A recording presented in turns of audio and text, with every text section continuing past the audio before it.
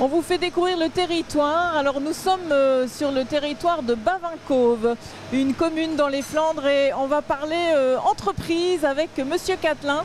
Bonjour Christophe Catelin. Bonjour, enchanté de vous recevoir. Merci. Donc ici on est dans une entreprise qui est installée ici à Bavincove depuis pas mal d'années. Oui, c'est une vieille dame qui a 120 ans et qui est toujours là, présente aujourd'hui et aujourd'hui avec une certaine modernité. Oui, alors c'est ça, elle a su s'adapter, répondre aux demandes, et donc aujourd'hui c'est ce qui fait que vous êtes là et que vous avez touché plein de marchés. Oui, alors il y avait bien sûr historiquement un beau savoir-faire technique, et puis on l'a adapté aujourd'hui à l'agilité et le sur-mesure pour nos clients, et puis aussi l'innovation. Alors on n'a pas dit ce que vous réalisiez ici, donc c'est de la boulonnerie, visserie, c'est ça? Sur mesure, de sécurité, pour les environnements dits hostiles.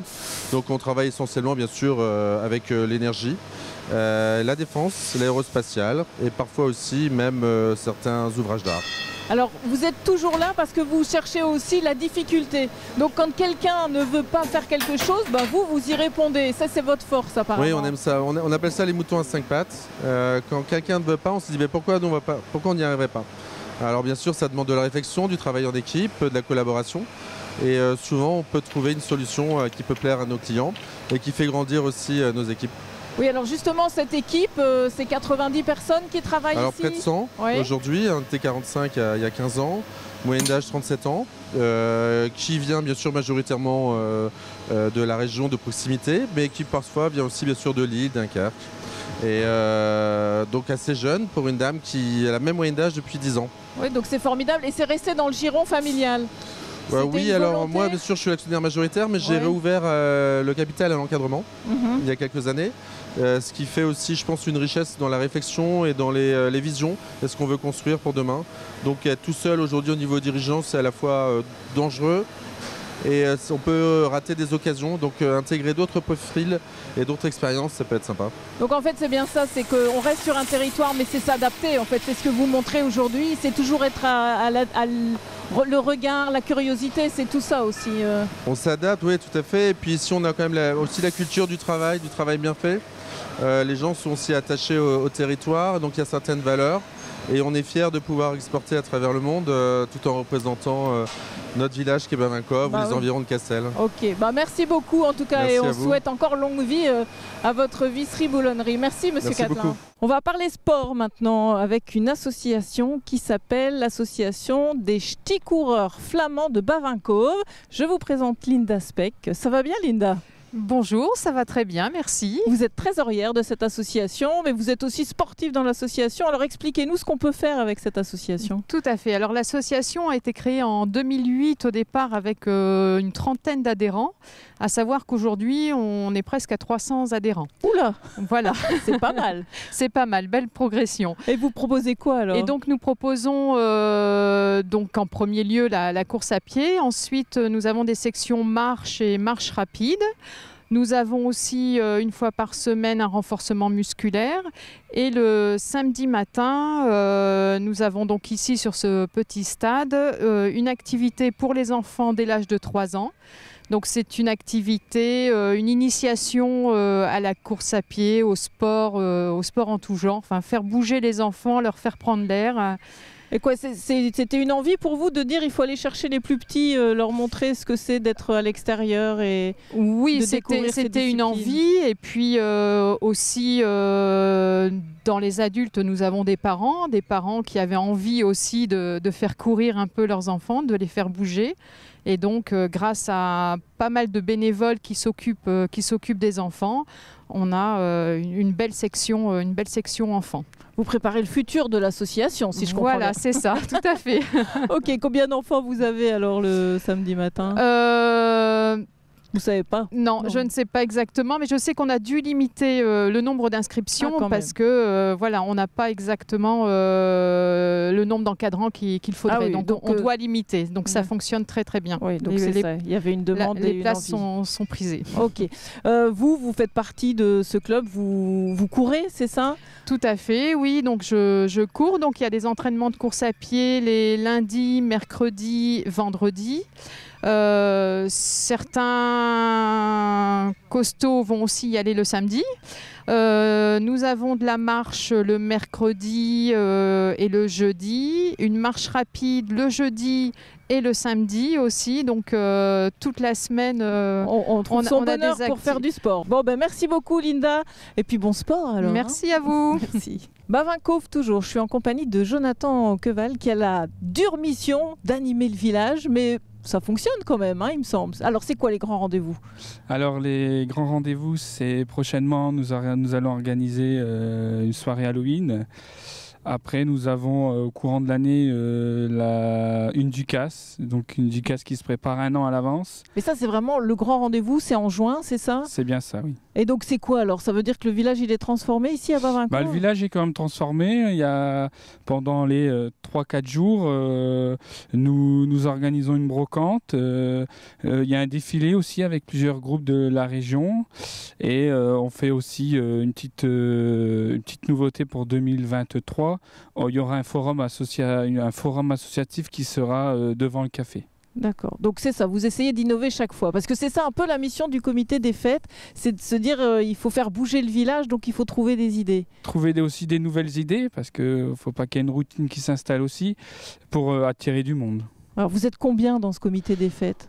On est une quinzaine qui donne un coup de main tout au long de l'année, pendant nos manifestations. Alors vous, Jonathan, vous êtes du village, vous aimez ce village et donc pour vous c'est une façon aussi de le faire vivre et de montrer qu'on est bien à Bavin-Cauve? C'est aussi le but du comité, même les nouveaux arrivants, de leur faire voir qu'il y a pas mal d'activités au sein de notre commune. Ouais. Et alors c'est aussi les enfants, hein. C'est aussi attirer les enfants avec certaines fêtes. Oui, attirer les enfants, aussi les adultes, oui, bien sûr. Les familles. Mais je pense à Halloween ou à Pâques par exemple pour la chasse Pâques, aux œufs. Halloween, Saint-Martin, c'est plutôt les enfants. Ouais. Et après, pendant la Ducasse, ça attire aussi. Et après également, on fait aussi la fête de la musique, c'est essentiel aussi. Et là, ça attire ça attire tout le monde, quoi. Bon, vous vous sentez bien à Bavin-Cauve? Très bien, tu as un très beau village. Ouais, vous changerez pas en fait, si j'ai bien compris. J'aime bien ce village, ouais. Donc voilà. Et donc vous le montrez aux autres. Bon, écoutez, merci. Moi, je vous souhaite bonne aventure dans vos manifestations. Et puis, si on a envie, on donne rendez-vous. C'est à Halloween, hein, ici. Il y aura quelque chose ici. Voilà, fin octobre. Voilà. Ouais. Merci beaucoup, Jonathan. Merci à vous. Je suis en compagnie du maire de Bavin-Cauve, Serge Lacombe. Ça va bien? Ça va très bien. Alors j'ai fait un petit tour donc dans votre village. J'ai vu de l'associatif aussi. Ça bouge pas mal. Alors comment vous définiriez votre village à ceux qui ne le connaissent pas? Alors c'est un village où il fait bon vivre. Oui. Et disons un village qui, je dirais, qui est en pleine expansion. Donc voilà, j'invite à tous ceux qui cherchent un endroit où poser ses valises, à venir à Bavin-Cauve, parce qu'il y a aussi bien de l'activité professionnelle, il y a du travail et il y a aussi du logement qui est disponible et qui sera disponible dans l'avenir. Oui. Alors vous êtes au pied du Mont Cassel, en fait, ici. Oui, tout à fait. Et donc ça, c'est un atout aussi pour vous? Alors c'est un atout, je dirais, pour tout ce qui est tourisme. Parce que Cassel est fort réputé pour le tourisme. Donc indirectement, ça nous fait profiter un petit peu. Pour ceux qui randonnent aussi, pour ceux qui peuvent venir vers le bas et remonter vers le mont, effectivement. Alors vous avez aussi une particularité, c'est que vous avez une gare ici à Bavin-Cauve, qu'on appelle d'ailleurs la gare de Cassel. Ça c'est toujours le petit souci, mais c'est bien chez vous. Et donc ça c'est un atout quand même. C'est bien chez nous, mais bon, je suis en bon terme avec le maire de Cassel, donc ça ne me dérange pas, je ne vais pas lui faire la guerre non plus. Et non, mais voilà, c'est un très grand atout.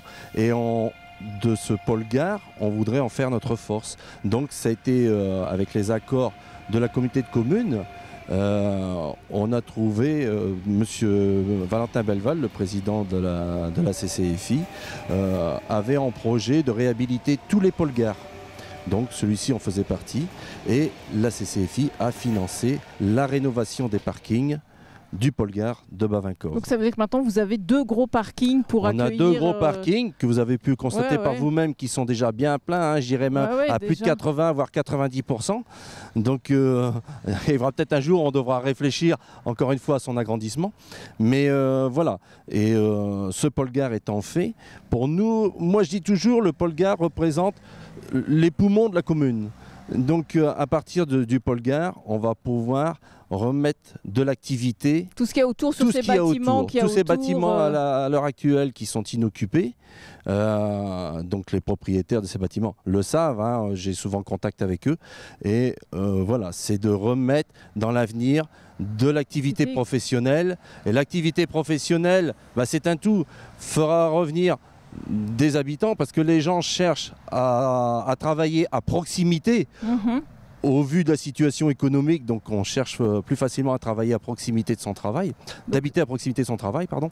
Mais et aussi, voilà, ça va faire de nouveaux habitants et puis de la nouvelle vie dans le village. Oui, parce que dans la vie dans le village, c'est aussi avec votre école et ça c'est important. Donc c'est aussi trouver des nouveaux couples avec enfants qui peuvent Exactement, aussi parce que nous on a la chance d'avoir 5 classes, donc on a 120 enfants.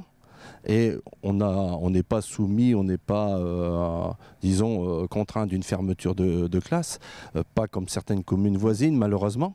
Et voilà, donc c'est aussi pour défendre tout ce système en mettant de l'activité et en faisant venir des nouveaux habitants, des jeunes ménages pour aussi remplir nos écoles et remplir nos associations. Donc, quand on vous entend, c'est avoir une vision à long terme. C'est comme ça qu'on gère aussi une commune. Exactement. Voilà, donc vous êtes déjà faut sur pas des penser qu'à soi, il ne faut pas penser qu'à son mandat, il faut penser au mandat futur. Oui, c'est ça, il faut aller voir plus loin. Même si c'est pas moi qui y serai, mais il faut penser au prochain. D'accord.